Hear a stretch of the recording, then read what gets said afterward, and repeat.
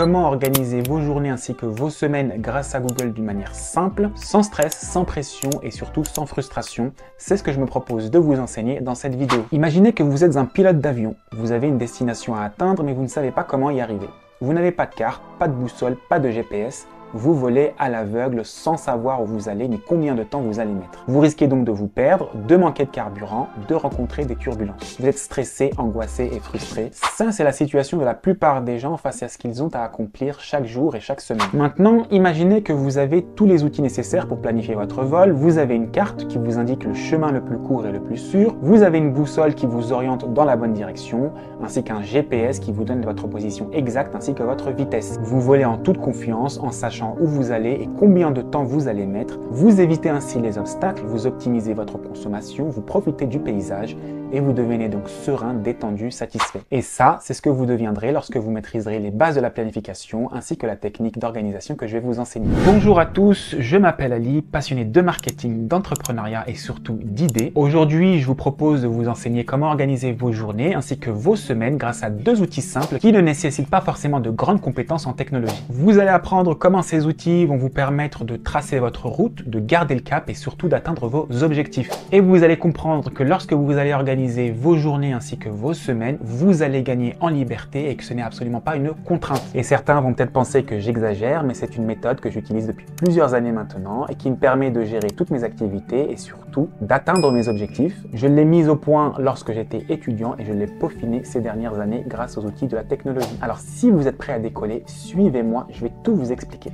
Alors pour faire simple et pour ne pas d'emblée se mettre sur un outil de technologie pour les plus réfractaires, on va commencer sur une feuille de papier. Sur cette feuille de papier, tu vas faire la chose suivante. Tu vas dans un premier temps lister l'ensemble des projets sur lesquels tu as des tâches à réaliser, qu'il s'agisse de projets personnels ou de projets professionnels. Disons par exemple que j'ai des ambitions en matière de santé, des ambitions en matière d'études, des ambitions en matière de business, etc. Donc tu as compris un petit peu le principe. Ces domaines concernent bien sûr chaque personne et chaque personne est différente et chaque personne a ses propres objectifs. Et ce qu'il est important de considérer lorsque l'on fait de la planification, c'est d'englober l'ensemble des domaines de la vie parce que en règle générale, si l'on planifie uniquement l'aspect professionnel, c'est le côté personnel qui en pâtit. Une fois que l'on a listé ces différents domaines, il va falloir reprendre donc chacun de ces domaines et lister pour chacun de ces domaines les tâches que l'on a à réaliser. Santé, par exemple, s'inscrire au sport, acheter des compléments alimentaires, lire un livre. Bien, pour mes études, par exemple, disons que j'ai rendre un devoir d'histoire, par exemple. J'ai préparé, révisé le contrôle. Et dans ce contrôle, il y a faire les fiches. J'ai prendre rendez-vous avec un conseiller. Au niveau du business, on va dire que j'ai faire les modules 1 et 2 de la formation. J'ai mettre en place mes réseaux. J'ai créé mon site. Bien. Maintenant que l'on a toutes ces tâches, on sait par exemple que chaque tâche a des sous-tâches. Par exemple, créer le site internet, ce n'est pas une simple... ça fait partie du projet business. Mais créer le site internet, ça va demander d'acheter le nom de domaine, ça va demander de créer une charte graphique, etc. etc. Le but donc, ça va être ensuite de lister les sous-tâches, comme je vous disais, donc nom de domaine, logo, hébergeur, etc. Bien. Et une fois que l'on a déterminé l'ensemble des projets sur lesquels on souhaite porter notre attention, que pour chaque projet, on a défini les tâches principales et que pour chaque tâche, on a défini les sous-tâches à réaliser, on va saisir toutes ces informations sur une application qui est très simple, qui est Google Task. Et là, je vous invite à repasser sur mon ordi. Et comme tu as pu le voir, c'est pas très compliqué, beaucoup de bon sens, un peu d'organisation, une feuille de papier et un crayon. Le but, c'est que tu te passes de la feuille de papier. Là, je te l'ai simplement montré pour t'expliquer un petit peu le principe et dans l'hypothèse où le fait de commencer par une application en ligne pourrait être dérangeant pour toi. À terme, le but c'est de te passer de l'étape feuille de papier et de commencer directement sur l'application. Alors tout d'abord, il va falloir se rendre sur Google et créer un compte si tu n'en as pas déjà un. Bien. Alors, on va le créer ensemble de manière à ce que tu puisses connaître un petit peu les étapes. Donc tu vas taper google.com dans la barre de recherche, cliquer sur l'onglet Connexion et cliquer sur créer un compte. Pour le moment, on va mettre un compte pour mon usage personnel par exemple ou pour le travail, c'est vous qui voyez. Donc là, vous allez décider d'un nom et d'un prénom. Ça peut être un nom, prénom fictif ou réel. Vous allez mettre votre date de naissance. Moi, je mets une date de naissance un peu fictive, ainsi que votre genre. Vous n'êtes pas obligé de le spécifier, donc vous mettez non spécifié. Ensuite, si le nom et le prénom que vous avez fournis vous permettent d'avoir une adresse mail, Google va vous le proposer. Sinon, vous pouvez choisir de créer une adresse mail avec vos propres mots. Bon, ici, je ne vais pas trop m'embêter. Je vais utiliser Rise Ali 794. Bien sûr, je ne vais pas terminer la création du compte vu que j'ai déjà mon adresse. Ici, je vais mettre un mot de passe. Hein. Donc, je vais mettre 1, 2, 3, 4, 5, 6, 7, 8, 9. 1, 2, 3, 4, 5, 6, 7, 8, 9. Vous pouvez mettre une adresse mail de récupération, ça c'est en cas de problème. Pareil, un numéro de téléphone pour récupérer votre adresse mail. Je vous conseille de le faire éventuellement en cas de piratage ou quoi que ce soit d'autre. Et là, vous pouvez passer à l'étape personnalisation express et vous allez voir que votre boîte mail va s'ouvrir. Moi, je ne vais pas le faire dans la mesure où j'en ai pas besoin, mais c'était simplement pour vous montrer les étapes à suivre. On va retourner donc sur Google. Et je vais me connecter à mon compte personnel.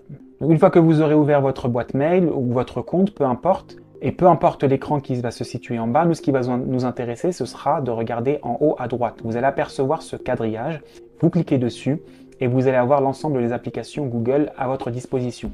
Nous, ce qui va nous intéresser, c'est Google Agenda dans la mesure où nous souhaitons organiser notre semaine ainsi que nos journées. Une fois que vous aurez ouvert Google Agenda, got it. Vous allez avoir l'écran suivant. Donc, à droite, vous avez un certain nombre d'applications dont je pourrais vous expliquer le détail un jour si ça vous intéresse. Nous, ce qui va nous intéresser, c'est surtout cette application en bleu sur laquelle vous allez cliquer. Donc, comment ça s'organise? Ici, à droite, vous avez la partie qui concerne toutes les tâches. Vous vous souvenez toutes les tâches que l'on a écrites sur notre feuille de papier. Et ici, vous aurez la partie calendrier. Donc, pour commencer, souvenez-vous, on avait déterminé un certain nombre de projets sur lesquels nous souhaitions nous concentrer. Donc, nous allons créer donc, ces projets dans Google Tasks en créant des listes. Donc, ces listes-là, ce sont les listes sur lesquelles on va se concentrer. Donc, rappelez-vous, moi j'avais la liste santé. Je reclique encore et je mets Create a new list ou créer une nouvelle liste selon votre version. Donc, je mets études. Je mets Done donc pour enregistrer et je crée ma troisième. Donc je reclique en haut et je crée créer une nouvelle liste. Et là, je vais mettre Business et je mets Done ou Valider selon votre version. Donc là, comme vous pouvez le voir, j'ai trois listes. Il y a la liste santé, la liste études et la liste business. Et là, ça va être hyper simple, c'est-à-dire qu'à chaque fois, vous allez prendre toutes les tâches que vous avez écrites sur votre feuille de papier. Par exemple, sur la partie business, souvenez-vous, j'avais faire les modules de formation 1 et 2. Donc, je vais mettre faire les modules de formation 1. Je tape entrée et donc du coup, j'arrive sur une deuxième ligne. Donc, donc je vais mettre là plutôt, je vais mettre module 1, module 2, module formation 2. Bien sûr, c'est à vous de jouer à chaque fois avec les formulations. Je vais taper entrée, je vais mettre mise en place des réseaux. Et ce qui est important, c'est toujours de rédiger vos tâches avec un verbe actif. Création du site et dans la création du site on va mettre achat du nom de domaine, création du logo, paramétrage du site par exemple, hein, je schématise. Voilà, donc là j'ai terminé ma liste business, je vais passer à la liste études, donc je reclique sur études et là je vais mettre donc toutes les listes et je vais vous épargner le détail et on se donne rendez-vous dans quelques instants.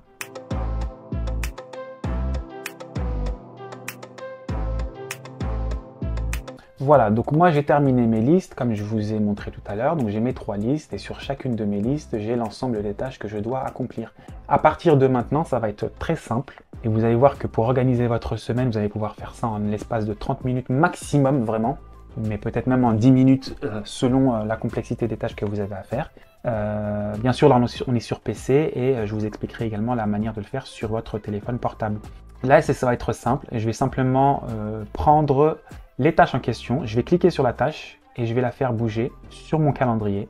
Voilà. Donc là, par exemple, je vais décider que le 24, allons-y, disons à 11 h du matin, à 1 h de l'après-midi, par exemple, je vais faire le paramétrage du site. La création du logo, je vais la faire la veille à la même heure, par exemple.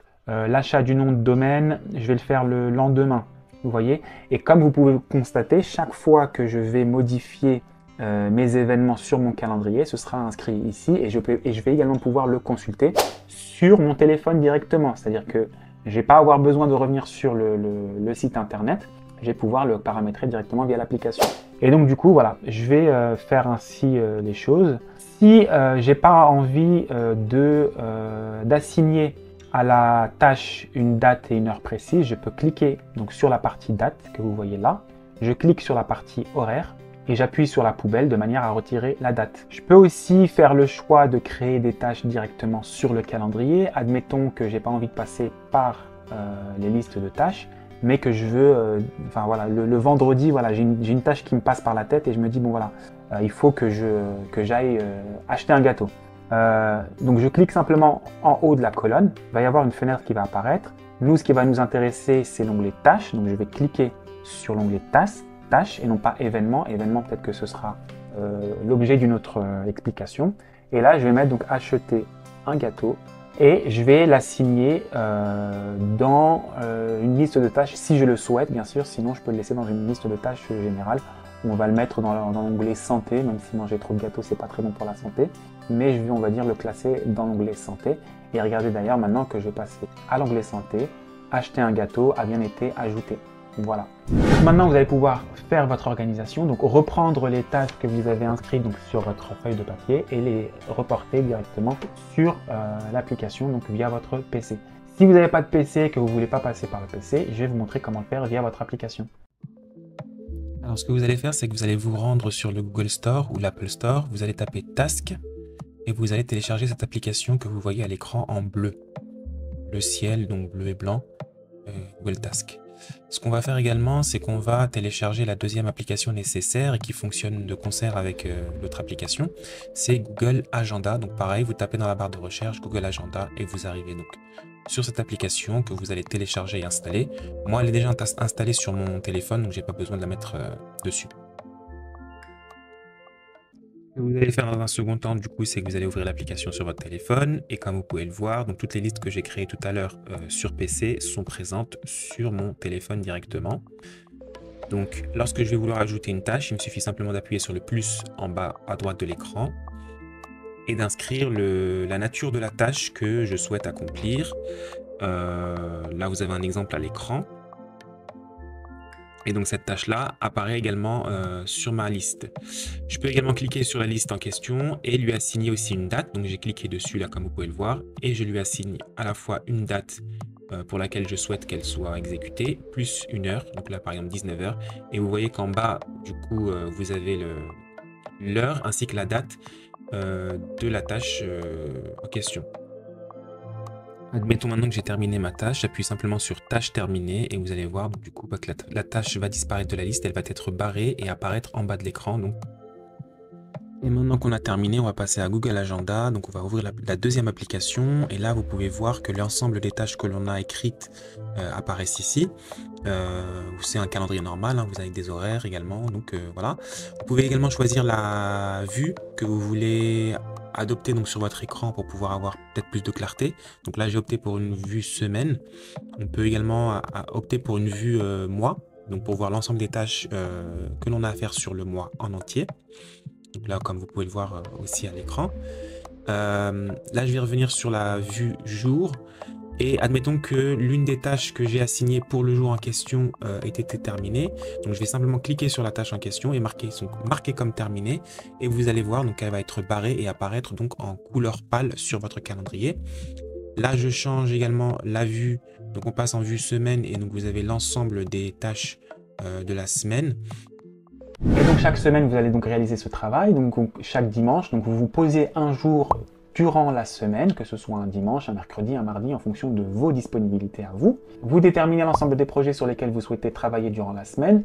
Vous déterminez les tâches à accomplir dans chacun de ces sous-projets. Vous les mettez en place dans Google Task. Vous leur assignez un horaire, une date en fonction de ce que vous voulez. Et vous verrez donc du coup apparaître les tâches en question sur le calendrier. Et n'oubliez pas bien sûr, une fois que vous avez terminé la tâche en question, de marquer sur marquer comme terminé. de manière à ce qu'elles soient barrées et qu'elles disparaissent de votre liste. Chaque matin, lorsque vous allez vous réveiller, vous allez ouvrir votre application directement sur votre téléphone, consulter les tâches que vous avez à réaliser sur la journée et du coup savoir exactement ce que vous avez à faire et ne pas perdre de temps, ne pas être dans le brouillard et du coup avoir une ligne claire sur vos objectifs et sur la direction que vous devez accorder à votre semaine. Voilà, en tout cas, j'espère que cette vidéo vous a été utile, que vous avez compris le principe général de l'organisation et que vous allez pouvoir désormais organiser vos journées ainsi que vos semaines et en finir avec cet état de stress et de surmenage et de charge mentale que vous pouvez avoir à chaque fois. Ce qu'il faut également comprendre, c'est que ce système d'organisation, c'est un système d'organisation de niveau 1, que j'ai pas voulu vous encombrer avec des principes de gestion de productivité. J'ai cherché à être le plus simple possible de manière à ce que vous puissiez mettre en application ces principes dès la fin de cette vidéo. Si vous éprouvez une quelconque difficulté dans la mise en place de cette vidéo, si certaines explications que j'ai pu faire n'étaient pas claires, n'hésitez pas à me les poser directement en commentaire. J'hésiterai pas à vous répondre personnellement. J'apprécie énormément de lire vos commentaires ainsi que toutes vos remarques de manière à pouvoir vous aider encore plus dans votre cheminement. N'hésitez pas à liker, à vous abonner à cette chaîne si ce contenu vous intéresse et surtout à partager cette vidéo à une personne que vous considérez potentiellement comme surmenée et qui peut potentiellement ne pas avoir pensé à cette méthode d'organisation simple et efficace. Je vous dis à très bientôt et merci pour votre attention. Au revoir.